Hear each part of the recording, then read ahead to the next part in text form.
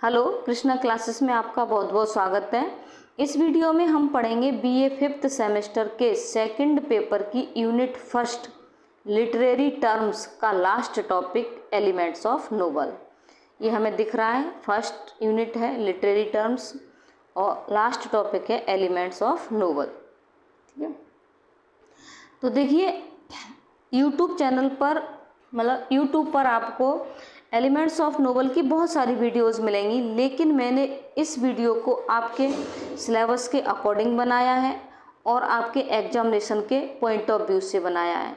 So I hope, मैं उम्मीद करती हूँ कि आपको ये वीडियो बहुत पसंद भी आएगी और समझ में भी आएगी। सभी टॉपिक्स मैंने बहुत अच्छे से इसी वीडियो में डीप एंड वाइड एक्सप्लेन किए हैं। देखेंगे, देखो elements of novel. There are 8 elements of novel. Novel के 8 एलिमेंट्स होते हैं। फर्स्ट है थीम। थीम को हिंदी में कहते हैं विषय वस्तु। सेकंड है स्टोरी एंड प्लॉट। स्टोरी मतलब कहानी और कथानक। थर्ड है point of view. Point of view को कहते हैं दृष्टिकोण, राइटर का क्या दृष्टिकोण है। 4 है करेक्टर्स। करेक्टर्स होता मतलब चित्रण जो होता है कहानी में। 5 है सेटिंग। हर कहानी की एक सेटिंग होती है, कई प्रकार की सेटिंग होती है। 6 है कन्फ्लिक्ट। कन्फ्लिक्ट होता है संघर्ष, कहानी में जो संघर्ष चलता है जो स्टोरी को आगे बढ़ाता है। और 7 है क्लाइमैक्स। क्लाइमैक्स होता है स्टोरी का extreme limit of the story, story का टर्निंग पॉइंट। 8 है रेसोल्यूशन। रेसोल्यूशन होता है स्टोरी का समाधान, अंत, एंड ऑफ द स्टोरी। ठीक है, इस तरह से हमारे 8 एलिमेंट्स हैं और सभी को हमने इसी वीडियो में अच्छे से एक्सप्लेन किया है। आगे चलेंगे, देखो थीम। थीम क्या होती है देखेंगे। देखो, आपके लिए हम इतनी मेहनत करते हैं तो कम से कम वीडियो को लाइक तो कर दिया करो और सब्सक्राइब कर दिया करो। लाइक और सब्सक्राइब करने में आपका क्या जाता है। Theme is the central idea of a fictional piece of work. Theme जो होता है वो क्या होता है, किसी भी फिक्शनल पीस ऑफ वर्क का सेंट्रल आइडिया होता है, केंद्र बिंदु होता है, केंद्र विचार होता है। Characters, plot, setting and point of view, all elements help in development of theme. जो करेक्टर्स होता है, करेक्टर्स होते हैं, प्लॉट होता है, चरित्रण, कथानक, सेटिंग और पॉइंट ऑफ व्यू, ये ऑल एलिमेंट्स, ये सभी एलिमेंट्स क्या करते हैं, help in development of theme, theme के विकास में मदद करते हैं। थीम तभी बनेगी जब तक इन सब का साथ होगा, करेक्टर्स का, प्लॉट का, सेटिंग का, पॉइंट ऑफ व्यू का, क्योंकि सबके साथ से ही कोई काम होता है। हमारी मुट्ठी में भाई 5 उंगलियां हैं, पांचों साथ देंगी तभी हमारी मुट्ठी बंधेगी या हम कोई भी काम कर पाएंगे। ठीक है, तो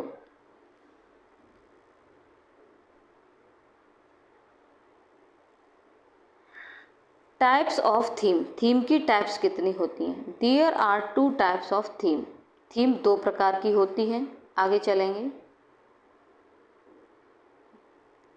थीम तो 2 प्रकार की, मेजर थीम और माइनर थीम। और यहाँ ऑब्जेक्टिव टाइप देखो, हर जगह कहीं ना कहीं से कुछ भी, कोई भी ऑब्जेक्टिव टाइप क्वेश्चन बन सकता है यदि आपका पेपर ऑब्जेक्टिव आता है तो। ठीक है, थीम पूछ सकता है कितने प्रकार की थीम होती है, how many types of theme are there. तो देखेंगे मेजर थीम क्या होती है। Major theme, in major theme में the writer repeats an idea in his work. Major theme में राइटर जो है अपने आइडिया को अपने वर्क में रिपीट्स करता है। This idea should be significant idea in the literary work. ये जो आइडिया होता है किसी भी लिटरेरी वर्क में एक सिग्निफिकेंट आइडिया होना चाहिए, एक महत्वपूर्ण विचार होना चाहिए। शुड भी होना चाहिए, सिग्निफिकेंट मीन्स महत्वपूर्ण आइडिया, एक महत्वपूर्ण विचार होना चाहिए। नेक्स्ट है minor theme. Minor theme, in minor theme में the writer refers to an idea. Writer किसी भी आइडिया को रेफर करता है, उसका उल्लेख करता है, वर्णन करता है। टू एन आइडिया, किसी भी आइडिया का उल्लेख करता है। That may or not may give way to another minor theme, जो रेफर, जिस आइडिया को वो रेफर कर रहा है उस आइडिया से क्या है कि कोई भी छोटी थीम, माइनर थीम में गिव, ठीक है, मे और may not give the way, ठीक है, छोटी माइनर थीम को किसी भी दूसरी माइनर थीम को रास्ता दे सकती है और नहीं भी दे सकती है। कहने का तात्पर्य ये है कि माइनर थीम में क्या है कि राइटर ऐसे आइडिया को रेफर करता है कि थीम में से भी कोई छोटी थीम निकल के आती है। आपने फिल्म देखी होगी, फिल्म देखते होगे, ज़रूर देखते होगे तो आपने देखा होगा कि किसी भी फिल्म की एक थीम होती है, मेजर थीम, तो उसमें एक माइनर थीम भी होती है। मतलब स्टोरी में से भी स्टोरी आपको एक समझ में आ रही होगी कि इस कहानी की एक थीम नहीं है, इस कहानी की हमें 2 थीम समझ में आ रही हैं या 3 थीम बनती हैं, इस तरह से। अब है सेकंड है स्टोरी एंड प्लॉट। स्टोरी और प्लॉट क्या होता है? Story and plot are important element in the work of fiction. Story और प्लॉट जो होते हैं इम्पोर्टेंट एलिमेंट्स होते हैं in the work of fiction. किसी भी वर्क ऑफ फिक्शन में क्या होते हैं? महत्वपूर्ण तत्व होते हैं। स्टोरी एंड प्लॉट, यहाँ तक डी रिकॉर्डर से दबा हुआ है। स्टोरी एंड प्लॉट, देखो मैं दिखा देती हूँ आपको। Story and plot have a difference. Story और प्लॉट में क्या होता है? डिफरेंस होता है, अंतर होता है। ये दोनों डिफरेंस रखते हैं। और क्या डिफरेंस होता है आगे देखेंगे। देखो, a story is a narrative of events arranged in A time sequence, whereas a plot also a narrative of events has the emphasis casuality। तो देखेंगे, देखो स्टोरी जो होती है इज ए नरेटिव, एक वर्णन होती है, वृतांत होती है, ऑफ इवेंट्स। स्टोरी घटनाओं का एक वृतांत होती है, वर्णन होती है। अरेंज्ड इन टाइम सीक्वेंस, जो एक टाइम सीक्वेंस में अरेंज होती है, ठीक है, टाइम सीक्वेंस में अरेंज घटनाओं का वृतांत होता है। आई बात समझ में? टाइम सीक्वेंस में व्यवस्थित घटनाओं का वर्णन होता है स्टोरी। वेयरएज, अब यहाँ से देखेंगे वेयरएज, जबकि ए प्लॉट ऑल्सो ए नरेटिव, जबकि एक प्लॉट जो होता है, यहाँ से देखेंगे, also a narrative of events, जबकि प्लॉट जो होता है वो घटनाओं का वृतांत होता है, घटनाओं का वर्णन होता है। हैज़ रखता है एम्फेसिस, एक कहेंगे एम्फेसिस महत्व या बल, कैजुअलिटी, किसी भी कैजुअलिटी पर का ये अपना महत्व या बल रखता है। कैजुअलिटी का मतलब जैसे एक पर्सन हु इज़ हर्ट या किल्ड ड्यूरिंग एन इंसिडेंट या वार। कोई भी व्यक्ति एक होता है जिसको दिखाया जाता है, या तो उसको किसी भी इंसिडेंट के द्वारा या वार के द्वारा उसको चोट पहुंचाई जाती है, उसको किल्ड कर दिया जाता है, ठीक है। आगे चलेंगे। Events drive the plot, events जो होती है वो प्लॉट को ड्राइव कर, वो स्टोरी को ड्राइव करती हैं। घटनाएं स्टोरी को आगे बढ़ाती हैं। Events and motivations drive the plot, events और मोटिवेशंस प्लॉट को ड्राइव करते हैं, मतलब प्लॉट को आगे बढ़ाती हैं। ध्यान रखेंगे इस चीज़ को। इवेंट्स अकेली क्या करती हैं? स्टोरी को आगे बढ़ाती हैं, और इवेंट्स और मोटिवेशंस प्लॉट को आगे बढ़ाती हैं। A well knit plot give grips and strength to the structure of the narrative. एक वेल निट प्लॉट, एक अच्छी तरह से बुना हुआ कथानक। गिव द ग्रिप, क्या देता है? गिव देता है, ग्रिप मी से पकड़, एंड स्ट्रेंथ मी से शक्ति या ताकत, टू द स्ट्रक्चर मीस बनावट को, ऑफ द नरेटिव मीस वर्णन या वृतांत। किसी भी वृतांत के स्ट्रक्चर को स्ट्रेंथ और ग्रिप प्रदान करता है। कौन? एक वेल निट, अच्छी तरह से बुना हुआ प्लॉट। अच्छी तरह से बुने हुए प्लॉट से मतलब समझ रहे हैं आप? अच्छी तरह से बुने हुए प्लॉट से मतलब ये है कि आपने देखा होगा कि एक प्लॉट वो होता है कि एक इस तरह से प्लॉट होता है कि किसी भी एक छोटी सी इंसिडेंट को आसानी से बाहर निकाल दो, स्टोरी पर कोई फ़र्क नहीं पड़ता। एक वो अच्छी तरह से बुना हुआ प्लॉट वो होता है कि यदि एक छोटी सी स्टोरी को हटा दिया जाए उस पूरे नोवेल से, ड्रामा से या फिल्म से, तो पूरी स्टोरी खंडित हो, मतलब तितर बितर हो जाती है, कोई उसका मतलब नहीं रहता।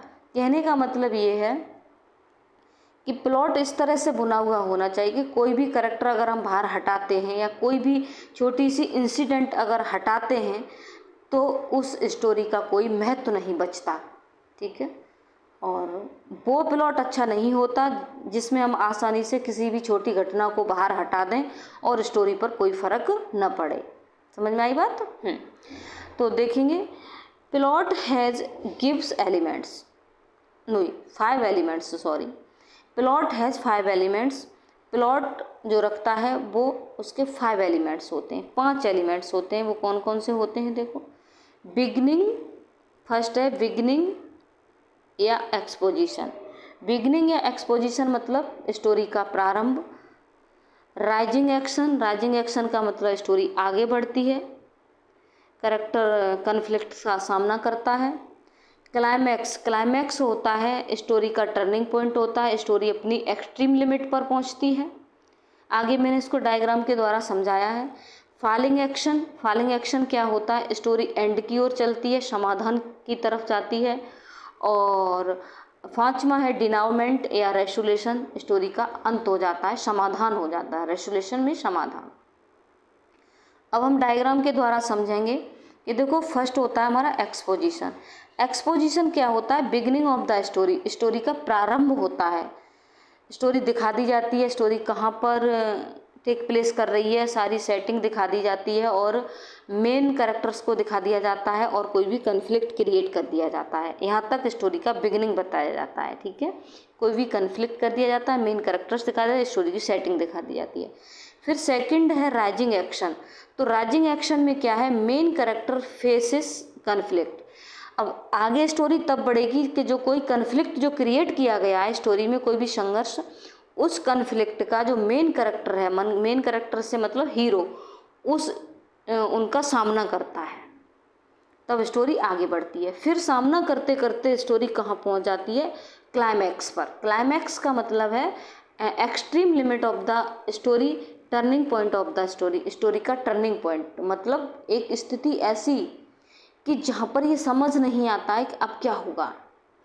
आपने फिल्म देखी होंगी, मतलब जब फिल्म अपनी क्लाइमैक्स पर पहुँचती है, हीरो के पास कोई रास्ता नहीं बचता है, हीरो हीरोइन सभी पूरी फैमिली उसकी इस तरह से, मतलब इस तरह से वो क्राइसिस में फंस जाता है कि हम लोग उसे कोई रास्ता, हम लोगों को भी कोई ऐसा लगता है, एक सस्पेंस क्रिएट हो जाता है अब क्या होगा, और हम लोगों की हार्ट बीट बढ़ जाती है और ईगरनेस, क्यूरोसिटी जागृत हो जाती है कि टर्निंग पॉइंट क्या होगा, ठीक है।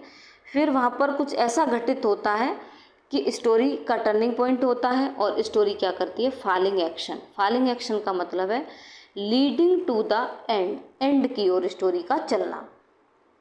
और लास्ट है ये हमारा रेसोल्यूशन। रेसोल्यूशन का मतलब होता है समाधान, end of the story, story का अंत होना, मतलब सब कुछ ठीक ठाक हो जाता है और स्टोरी का अंत दिखा दिया जाता है। फिल्म तो आप देखते होंगे ना, फिल्में देखते हैं तो फिल्म में ये सारी स्थिति आपको देखने को मिलती है, ठीक है। बेशक आपने ड्रामा नोवेल बहुत सारे नहीं पढ़े हैं, लेकिन फिल्म सभी देखते हैं, फिल्म से हम समझ सकते हैं, ठीक है, मूवी से।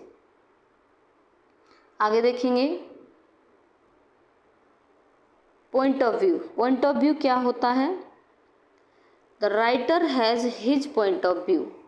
राइटर अपना एक पॉइंट ऑफ व्यू रखता है, किस में रखता है, स्टोरी में। जो भी स्टोरी, ड्रामा, नोवेल वो लिखने जा रहा है या बताने में जा रहा है, what he is going to tell through the story, मतलब राइटर का अपना एक पॉइंट ऑफ व्यू होता है, अपना एक दृष्टिकोण होता है कि वह स्टोरी के द्वारा क्या बताने जा रहा है। वॉट जो या क्या, he is going to tell बताने जा रहा है, थ्रू द स्टोरी स्टोरी के द्वारा। इट इज राइटर्स पर्सपेक्टिव, ये राइटर का अपना पर्सपेक्टिव होता है, राइटर का अपना दृष्टिकोण होता है, अपना परिप्रेक्ष्य होता है। He may select any point of view to narrate the story, वह स्टोरी को नरेट करने के लिए, स्टोरी का वर्णन करने के लिए किसी भी पॉइंट ऑफ व्यू को सेलेक्ट करता है, किसी भी दृष्टिकोण को सेलेक्ट कर सकता है। ठीक है, select any point of view to narrate, वर्णन करने के लिए द स्टोरी मीन्स कहानी का। There are 3 point of view, 3 point of view होते हैं, first person point of view, second person point of view और third person point of view. First person point of view, third person point of view को हम, second person third person को हम उससे समझ सकते हैं कि ग्रामर में हमने first person second person third person तो पढ़े होंगे, तो उसके अनुसार अगर हम उसे समझ लेते हैं तो हम इनको बहुत अच्छे से समझ लेंगे। फर्स्ट पर्सन आई और वी होता है, ठीक है, मैं और हम, कि मतलब कोई भी व्यक्ति अपने बारे में बात कहता है, अपने पर्सपेक्टिव में बात को कहता है। सेकंड पर्सन यू, यू मतलब तुम, सेकंड पर्सन सामने वाला बंदा, तो जब राइटर सेकंड पर्सन की बात करता है। थर्ड पर्सन मतलब ही सी दे, कोई भी व्यक्ति, थर्ड पर्सन, ठीक है, तो उसके बारे में जब बात होती है तो देखेंगे, देखो हमने इसको लिख दिया है हल्का हल्का। First person point of view, first person point of view, in this point of view, इस पॉइंट ऑफ व्यू में writer tales a story from his own perspective, इस पॉइंट ऑफ व्यू में राइटर अपने पर्सपेक्टिव से story को tell करता है, story को बताता है। अपने पर्सपेक्टिव मतलब अपने परिप्रेक्ष्य में, अपने दृष्टिकोण से, मतलब बहुत सारी कहानियाँ आपने देखी होंगी ना, राइटर अपने ही ऊपर लिखता है, कहानी हो, नोवेल हो, ड्रामा हो, ठीक है, तो राइटर अपने ही बारे में लिखता है, अपने ही पर्सपेक्टिव में स्टोरी को बनाता है, अपने ही ऊपर लिखता है, अपने ही बारे में बताता है, ठीक है। Second person point of view, second person point of view, in this point of view, इस पॉइंट ऑफ व्यू में author tell a story about another person you, इस पॉइंट ऑफ व्यू में ऑथर जो है, लेखक जो है, सेकंड पर्सन यू के बारे में स्टोरी को टेल करता है, बताता है, कहता है। Third person point of view, third person point of view क्या होता है, in this point of view, इस पॉइंट ऑफ व्यू में author tell a story about other people, इस पॉइंट ऑफ व्यू में राइटर क्या करता है, अदर पीपल के बारे में स्टोरी को बताता है, मतलब अन्य व्यक्तियों के बारे में जो भी स्टोरी, उसके पर्सपेक्टिव में स्टोरी को टेल करता है। नेक्स्ट चलेंगे, नेक्स्ट है characters. Character represents a person in the story, in a story, character एक स्टोरी में एक पर्सन को रिप्रेजेंट्स करता है। Without characters narration is not possible, बिना करेक्टर्स के कोई भी वर्णन पॉसिबल नहीं है, सही बात है। द मेन और central character in A narrative is called protagonist, main और सेंट्रल करेक्टर जो होता है, मुख्य करेक्टर जो होता है किसी भी नरेटिव में, नरेटिव मतलब किसी भी वर्णन में, वृत्तांत में या स्टोरी में, इज कॉल्ड प्रोटोगोनिस्ट, वह प्रोटोगोनिस्ट कहलाता है। प्रोटोगोनिस्ट कौन होता है, hero of the story. All the events and actions revolves around him, सारी घटनाएं और एक्शंस उसी के चारों तरफ घूमते हैं, मतलब फिल्म देखते हैं आप कि हीरो जो होता है उसी के चारों तरफ कहानी घूमती है, मतलब हर पूरी कहानी में सभी इंसिडेंट उसी से कनेक्ट होती हैं। Every story requires the central character, प्रत्येक स्टोरी को एक सेंट्रल करेक्टर की आवश्यकता होती है। हु इज मोटिवेटेड, जिसको मोटिवेटेड किया जाता है, टू टेक एक्शन, एक्शन लेने के लिए जिसको मोटिवेट किया जाता है, और रिएक्ट करने के लिए मोटिवेट किया जाता है, to an out force in order to achieve some purpose, क्या करने के लिए, आउटसाइड फोर्सेस, जो आउटसाइड फोर्सेस होती हैं, बाहरी शक्तियाँ होती हैं, बुरी शक्तियाँ होती हैं, गलत चीज़ें होती हैं, उनके प्रति रिएक्ट करने के लिए और एक्शन लेने के लिए उसे मोटिवेटेड किया जाता है, क्या करने के लिए, in order to achieve some purpose, किसी उद्देश्य को प्राप्त करने के लिए। मतलब राइटर जो हीरो जो होता है फिल्मों में आप देखते होंगे कि किसी भी उद्देश्य को पूरा करने के लिए जो सोसाइटी में, समाज में, गांव में कहीं की भी कोई कहानी होती है, वहाँ जो बुराई फैली होती है, आउटसाइड फोर्सेस होती हैं, उनके प्रति वो एक्शन लेता है, रिएक्ट करता है, तब जा कर के उस समस्या का समाधान होता है, मतलब अचीव सम पर्पज, तब उसका पर्पज पूरा होता है। आगे चलेंगे next, types of character. Types of character, main characters होता है, करेक्टर मतलब स्टोरी में करेक्टर्स जो होते हैं इतने प्रकार के होते हैं। मेरे करेक्टर्स की एक वीडियो अलग से अपलोडेड है, वहाँ आप देख सकते हैं। लेकिन यहाँ तो एलिमेंट्स ऑफ नोबल की बात हो रही है, तो सभी एलिमेंट्स समझाना मेरे लिए ज़रूरी है कि एलिमेंट्स कौन कौन से होते हैं। और आप इस तरह से, अगर आपका सब्जेक्टिव पेपर आता है तो आप इस तरह से लिख सकते हैं, ठीक है। और लेकिन आपको करेक्टर्स की अलग से वीडियो देखनी है तो मेरी एक अलग से वीडियो भी अपलोडेड है 5th सेमेस्टर में करेक्टर्स की, ठीक है। प्राइमरी करेक्टर्स, फ्लैट करेक्टर्स और राउंड करेक्टर्स, ये कौन कौन से होते हैं आप उधर देख सकते हैं, ठीक है। स्टैटिक करेक्टर्स, और 6 है प्रोटोगोनिस्ट एंड एंटीगोनिस्ट, और 7 है एंटी हीरो, ठीक है। इस तरह से ये करेक्टर्स के टाइप्स होते हैं। नेक्स्ट चलेंगे, सेटिंग।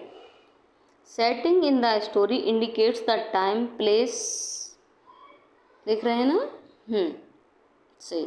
अब देखते हैं, ठीक है, गड़बड़ हो गया थोड़ा सा। Setting. Setting in the story indicates the time, place, season and social surroundings in which the story take place. समझ में आ गया होगा। Setting in the story, story में जो सेटिंग होती है वो इंडिकेट्स ये करती है, किसको इंडिकेट करती है, टाइम को, प्लेस को और सीजन को, समय, स्थान और सीजन को, और सोशल सराउंडिंग्स, जो हमारे समाज में चारों तरफ सराउंडिंग्स हैं उसको भी इंडिकेट करती है। इन विच, जिसमें स्टोरी टेक प्लेस, जिसमें स्टोरी को घटित किया जाता है। सेटिंग से तात्पर्य ये है कि जो समय, स्थान, सीजन और सोशल सराउंडिंग्स जो चारों तरफ हैं जिसमें स्टोरी घटित हो रही है वो उसकी सेटिंग कहलाती है। टाइम में refers to the historical era, time जो है वो किसी भी हिस्टोरिकल एरा को भी रेफ़र कर सकता है, उसका भी उल्लेख कर सकता है, टाइम को भी उल्लेख कर सकता है, जो क्या है, ड्यूरिंग डे और नाइट एक्सेट्रा, मतलब दिन में स्टोरी टेक प्लेस कर रही है, रात, दिन और रात का भी यहाँ पर सेटिंग से मतलब है, ठीक है। Social, environmental and social surroundings, जो सोशल इन्वायरमेंटल है, पर्यावरण है, और सोशल सराउंडिंग्स हैं, जो हमारे तरफ सराउंडिंग्स हैं, चारों तरफ की फैली हुई चीज़ें हैं, में इंक्लूड, इसके अंदर आ सकती हैं लैंग्वेज हमारी, customs, mannerism and traditions of place where the story is set. बिल्कुल इजी बनाया है मैंने आपके लिए।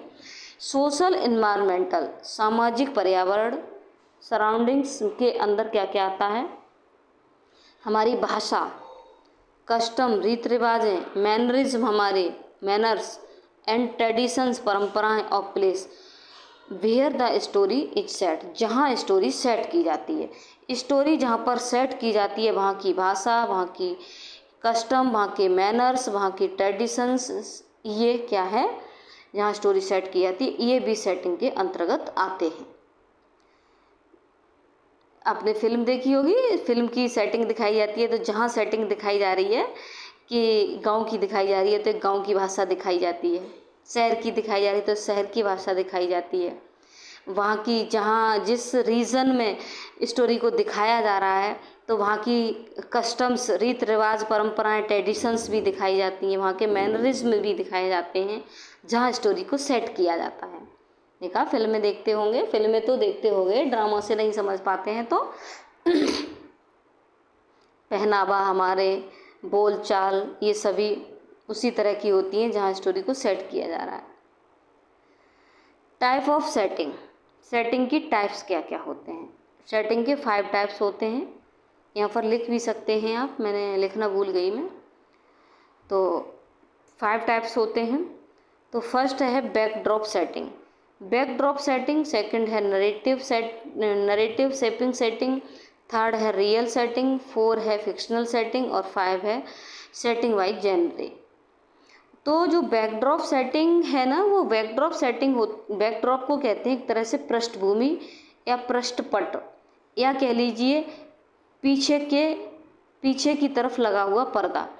तो बैकड्रॉप सेटिंग आपने देखी होगी, कुछ जैसे नाटक ड्रामा जो थिएटर पर परफॉर्म किए जाते हैं तो पीछे एक पर्दा लगा लिया जाता है। रामायण का कहीं शो दिखाया जाता है, रामायण जहाँ कहीं कहीं किसी शहर में डिस्ट्रिक्ट में की जाती है, वहाँ पर पीछे बैकड्रॉप पृष्ठभूमि पर्दा पर जो शूटिंग होती है, पर्दा पर जो सेटिंग की जाती है।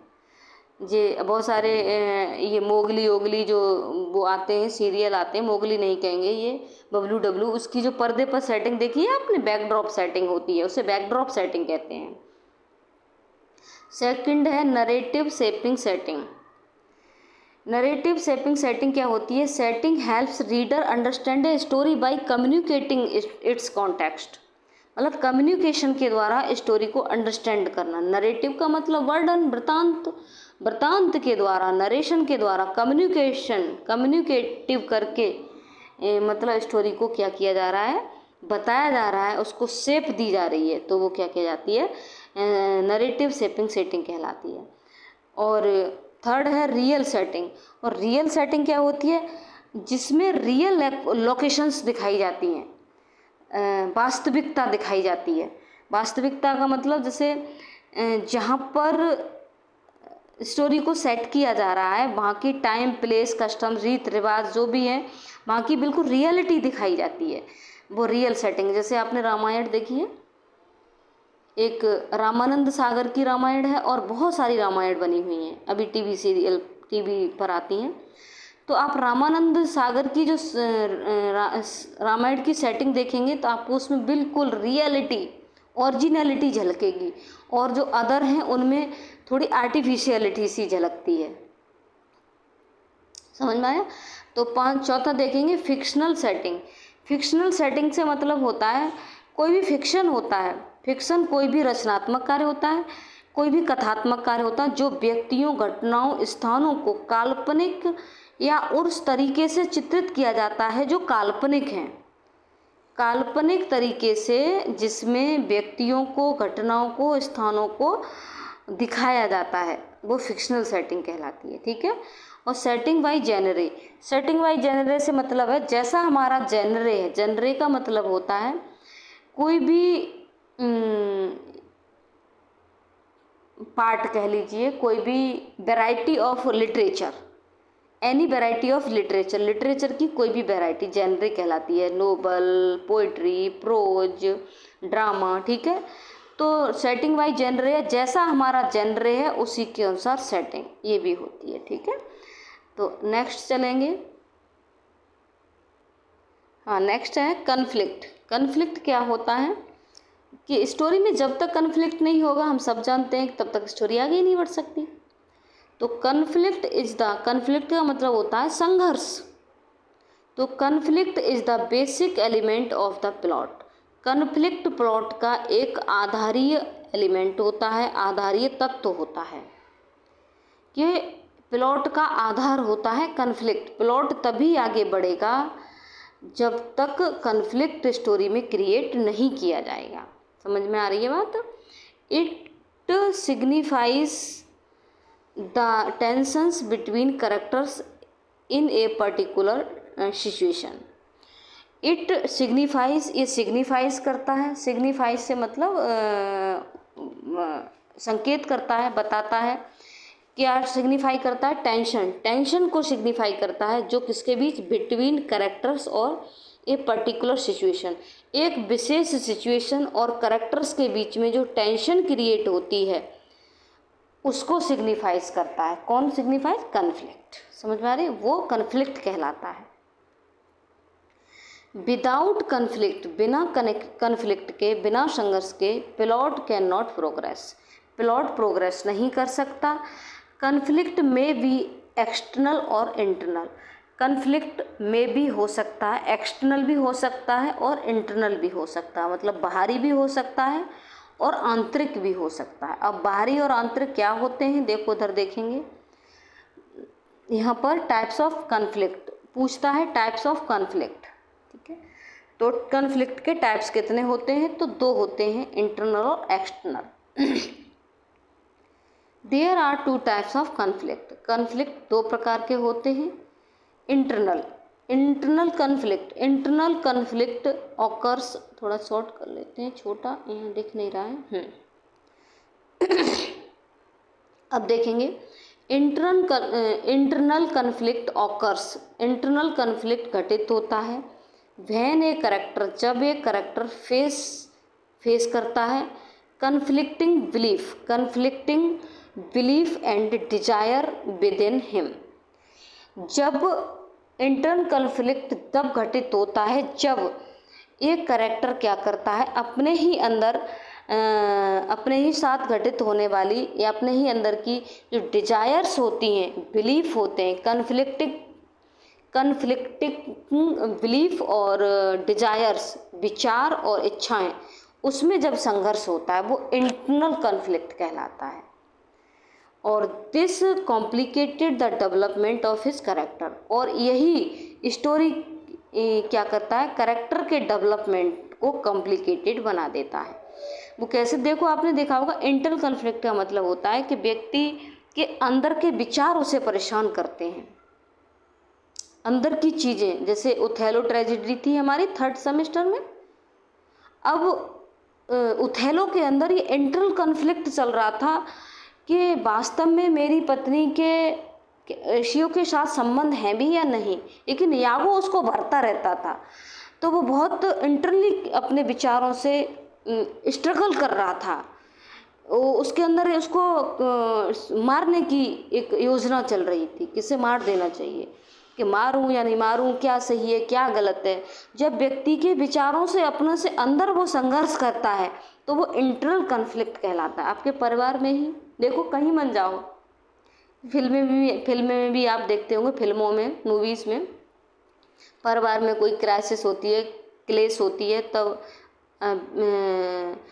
क्लेश हो जाती है तो परिवार के सदस्यों के विचार आपस में नहीं मिलते हैं, तब वो अपने ही विचारों से कन्फ्लिक्ट करता है, क्या सही है क्या गलत है। हर मूवी, हर ड्रामा, हर फिल्म में ये चीज़ दिखाई जाती है। अपने ही विचारों से, अपनी ही इच्छाओं से मतलब हम कुछ करना चाहते हैं लेकिन कर नहीं सकते, उसमें कोई बाधा उत्पन्न हो रही है, तब हमारे अंदर एक कन्फ्लिक्ट क्रिएट होता है, डिजायर्स।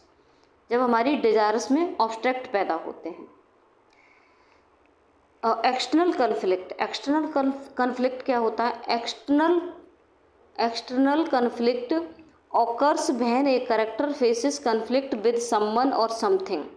एक्सटर्नल कन्फ्लिक्ट तब घटित होता है जब कैरेक्टर जो है किसी संबंध, बाहरी किसी व्यक्ति या बाहरी किसी चीज़ के साथ कन्फ्लिक्ट फेस करता है। मतलब सोसाइटी में ही या किसी गांव, नगर, शहर, परिवार में ही कोई ऐसी चीज़, कोई ऐसा व्यक्ति होता है जिससे वो क्या करता है, कन्फ्लिक्ट फेस करता है, संघर्ष करता है अपने ही परिवार में, किसी भी पर्सन से, समाज में, या किसी मूवी में आप देखते हैं कि प्रोटोगोनिस्ट एंटीगोनिस्ट को फेस कर रहा है, समाज में पहली बुराइयों को फेस कर रहा है, समाज में कोई भी फैली जो नेचुरल कोई अनहोनी है उसको फेस कर रहा है। ये सभी क्या है, आउटसाइड, मतलब जब कोई भी हीरो या कह लीजिए प्रोटोगोनिस्ट कोई एक्सटर्नल पावर से, एक्सटर्नल चीज़ों से, बाहरी चीज़ों से गलत चीज़ों को फेस करता है, वो एक्सटर्नल कन्फ्लिक्ट कहलाता है। External forces obstruct character motivations and generate tension as the character attempts to achieve his objectives. External forces, बाहरी शक्तियाँ, बाहरी ताकतें, बाहरी चीज़ें, ऑब्स्ट्रक्ट मीन्स बाधा उत्पन्न करती हैं, बाधा उत्पन्न करती हैं कैरेक्टर्स के लिए। कैरेक्टर्स के मोटिवेशंस में जब वो बाधा उत्पन्न करती हैं, एंड जनरेट और उत्पन्न करती हैं टेंशन को उत्पन्न करती हैं, तो कैसे, जैसे ही कैरेक्टर क्या करता है, अपने ऑब्जेक्टिव्स को अचीव करने की कोशिश करता है। जो उसका लक्ष्य है, जो चीज़ वो अचीव करना चाहता है, उन चीज़ों को प्राप्त करने में उसको जो टेंशन, बाहरी टेंशन मिलती है और बाहरी चीज़ें जो उसके रास्ते में बाधा बनती हैं, वो एक्सटर्नल कन्फ्लिक्ट कहलाता है। हमारी भी लाइफ में एक्सटर्नल और इंटरनल दोनों कन्फ्लिक्ट चलते हैं। अभी परिवार में आप कह रही हैं कि नहीं मैं तो डॉक्टरी करूँगी, या डॉक्टरी कोर्स करो, नहीं तुम डॉक्टरी नहीं करोगे, तुम ये करोगे। पापा ने कहा नहीं तुम डॉक्टरी लाइन में नहीं जाओगे, तुम टीचिंग लाइन में जाओगे, नहीं मैं डॉक्टरी लाइन में। तो क्या है, अब आपके अंदर इंटरनल कॉन्फ्लिक्ट चल रहा है। इंटरनल भी है विचारों में, क्या करूं, कैसे करूं, मैं तो डॉक्टर बनना चाहती हूँ, पापा चाहते हैं टीचर बनूं, या आप टीचर बनना चाहती हैं, पापा चाहते हैं डॉक्टर बने। ठीक है, तो एक तो पापा को फेस कर रहे हैं, वो एक्सटर्नल कॉन्फ्लिक्ट हो गया। दूसरा, आपके विचारों में जो संघर्ष चल रहा है, कैसे करूं, क्या करूं, ये भी एक इंटरनल कॉन्फ्लिक्ट हो गया। ठीक है, आगे चलेंगे।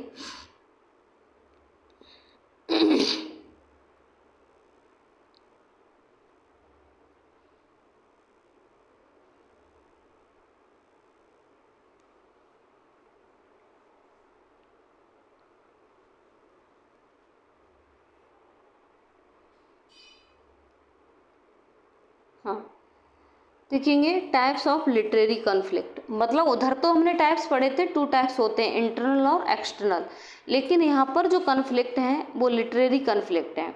तो आप दे सकते हैं, यदि आपका जो सब्जेक्टिव पेपर आता है तो आप इस तरह से दे देंगे, तो जो कॉपी चेक करने वाला एग्जामिनर है ना, आपसे बहुत खुश होगा कि बच्चे को बहुत नॉलेज है। समझ में आ रही है बात?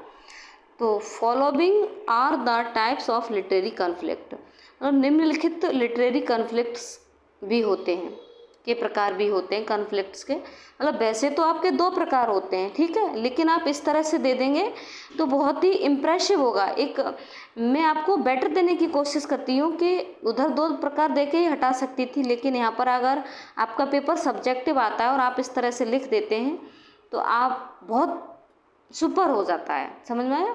मेरी एक छात्रा है रोहिलखंड यूनिवर्सिटी बरेली की, वो उसका नाम राधिका है। छात्रा नहीं कहेंगे, मतलब बच्ची, जो मेरे चैनल पर स्टूडेंट जुड़े हुए हैं, तो उसका मैसेज आया था कि मैम आपकी वीडियोस से तैयारी की मैंने और मैंने अपनी क्लास में टॉप किया है। टॉप किया है, आप किसी भी टॉपिक को बहुत ही डीप एंड वाइड देती हैं तो हम बहुत अच्छे से उसकी स्टडी करते हैं, और आपकी वीडियोस से, आपके चैनल पर स्टडी करके मैंने टॉप किया, मुझे बहुत खुशी होती है। बहुत आभार व्यक्त कर रही थी, तो मुझे बड़ी खुशी हुई कि कम से कम मेरी मेहनत आपके काम तो आती है।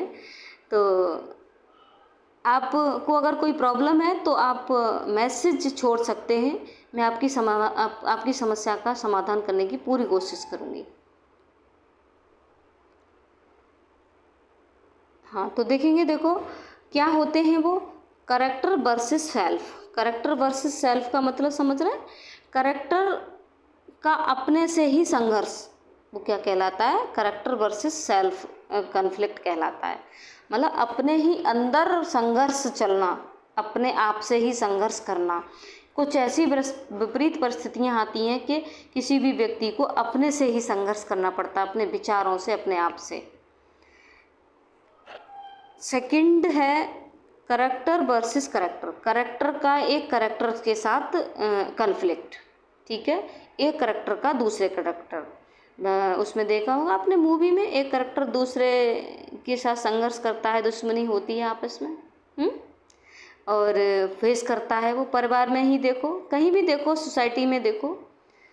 करेक्टर वर्सेस नेचर, करेक्टर का कॉन्फ्लिक्ट, करेक्टर जो नेचुरल कॉन्फ्लिक्ट है उसको फेस करता है। मतलब कोई भी वहाँ पर जहाँ स्टोरी को सेट किया गया है, या स्टोरी जहाँ जो स्टोरी चल रही है, जो उसका पॉइंट ऑफ व्यू है, उसमें कोई नेचुरल ऐसी इंसिडेंट होती है जिसके प्रति करेक्टर को, मेन करेक्टर को सामना करना पड़ता है। नेचर प्रकृति में कुछ ऐसा होता है, उससे कन्फ्लिक्ट होता है। Character versus super natural power, मतलब कह लीजिए सुपर नेचुरल, और कोई भी ऐसी सुपर नेचुरल पावर होती है जिससे करेक्टर को क्या करना पड़ता है, उसका फेस करना पड़ता है। करेक्टर वर्सेस टेक्नोलॉजी, और करेक्टर को कभी कभी ऐसी टेक्नोलॉजिकली मतलब मूवी वगैरह बनती हैं, देखा होगा आपने, फिल्में बनती हैं, तो ऐसे ही ड्रामा में भी, नोवेल में भी, तो टेक्नोलॉजी से भी कन्फ्लिक्ट होता है करेक्टर का। करेक्टर वर्सेस सोसाइटी, और करेक्टर वर्सेस सोसाइटी तो चला रहा है, ये तो आप बहुत रेयर मतलब कॉमनली देखते हैं हर जगह, रेयर नहीं कहेंगे, कॉमनली देखते हैं करेक्टर वर्सेस सोसाइटी। तो सोसाइटी में ही सारी बुराइयां व्याप्त होती हैं, तो जो हमारा समाज में हीरो दिखाया जाता है मूवी में, वो ज़्यादातर समाज में व्याप्त जो बुराइयां हैं उन्हीं को फेस करता है, उन्हीं से संघर्ष करता है। एलिमेंट्स ऑफ कन्फ्लिक्ट, कन्फ्लिक्ट के जो एलिमेंट्स होते हैं, तो following are the elements of conflict, conflict के निम्नलिखित एलिमेंट्स होते हैं। फर्स्ट, मिसअंडरस्टैंडिंग, मिसअंडरस्टैंडिंग से भी कन्फ्लिक्ट क्रिएट होता है। कभी कभी क्या होता है, हमें किसी को लेकर, किसी व्यक्ति को लेकर, किसी चीज़ को लेकर मिसअंडरस्टैंडिंग हो जाती है और हम उस में घुटते रहते हैं, पता नहीं क्या है क्या नहीं है, कह नहीं पाते, गलतफहमी पैदा हो जाती है, तो कन्फ्लिक्ट क्रिएट हो जाता है। Difference in value and belief, जब हमारी वैल्यू और बिलीफ में डिफरेंस होता है, वैल्यू और बिलीफ के कारण तो कन्फ्लिक्ट बहुत ज़्यादा होता ही है। किसी भी स्टाफ में देख लीजिए, किसी भी संस्था में आप जाइए, वहाँ पर वैल्यू और बिलीफ का तो बहुत वैल्यू और बिलीफ के डिफरेंस के कारण तो कन्फ्लिक्ट बहुत चलता है। हम तो टीचिंग लाइन में हैं भाई, कॉलेज में पढ़ाते हैं, महाविद्यालय में, तो वहाँ हम देखते हैं तो वैल्यू एंड बिलीफ के डिफरेंस के कारण बहुत ज़्यादा कन्फ्लिक्ट होता है कि किसी की वैल्यू भाई ज़्यादा है, किसी के बिलीफ और वैल्यू मतलब तो वैल्यू उसकी ज़्यादा है तो उसके प्रति भाई उसको टेंशन हो गई, किसकी वैल्यू क्यों ज़्यादा है, इसको सर क्यों ज़्यादा मानते हैं, इसकी हाई पोजीशन क्यों है, इसको बच्चे क्यों लाइक करते हैं, मतलब ये बहुत सारे डिफरेंसेस होते हैं। डिफरेंस इन इंटरेस्ट, इंटरेस्ट में जो इंटरेस्ट होते हैं हमारे, उसमें डिफरेंस के कारण भी कन्फ्लिक्ट होता है। एक ही परिवार में आपने देखा होगा अलग अलग इंटरेस्ट होते हैं, तब कन्फ्लिक्ट क्रिएट होता है। किसी को कुछ पसंद है, किसी को कुछ पसंद है, तो टेंशन हो गई, मम्मी ने कुछ बनाया, परिवार में 2 बच्चे हैं या 3 बच्चे हैं, 5 सदस्य हैं, तो किसी को कुछ पसंद है, किसी को कुछ पसंद है, तो जिसको पसंद नहीं है तो उसको टेंशन हो गई। टीवी सीरियल देख रहे हैं तो उसके मन का चल रहा है, तो उसके मन का नहीं चल रहा है, तो इंटरेस्ट में डिफरेंसेस होने के कारण वहाँ टेंशन क्रिएट हो गई। मतलब इंटरेस्ट के कारण भी बहुत सारे टेंशन्स क्रिएट होते हैं, कन्फ्लिक्ट, टेंशन्स कह लो भाई, टेंशन का मतलब है कन्फ्लिक्ट। इंटरपर्सनल डिफरेंसेस, हमारे जो इंटरपर्सनल डिफरेंसेस होते हैं उनके कारण भी मतलब कन्फ्लिक्ट क्रिएट होता है। फीलिंग एंड इमोशंस, फीलिंग और इमोशंस के कारण भी कन्फ्लिक्ट क्रिएट होता है। हमारी फीलिंग्स हैं, हमारे इमोशंस हैं, उनको यदि कोई ध्यान में नहीं रखता है, हमारी फीलिंग्स और इमोशंस को रौंदा जाता है, नहीं समझा जाता है, तब भी हमारे अंदर एक कन्फ्लिक्ट क्रिएट होता है। पति पत्नी में फीलिंग्स और इमोशंस के कारण कन्फ्लिक्ट क्रिएट होता है, लड़ाई होती है। आपने मेरी फीलिंग्स को आज तक समझा, कभी नहीं समझ पाए आप मुझे। पत्नी कहती है पति से, आज तक कितने साल मेरी शादी को हो गए, तुमने आज तक मेरी फीलिंग्स को ही नहीं समझा। इस तरह से बहुत सारे कन्फ्लिक्ट के कई सारे मतलब 5 एलिमेंट्स होते हैं, मेनली 5 होते हैं कि ये कन्फ्लिक्ट के एलिमेंट्स हैं। ठीक है, अब देखेंगे climax. It is the ultimate point of interest in the story. थोड़ा छोटा कर लेते हैं।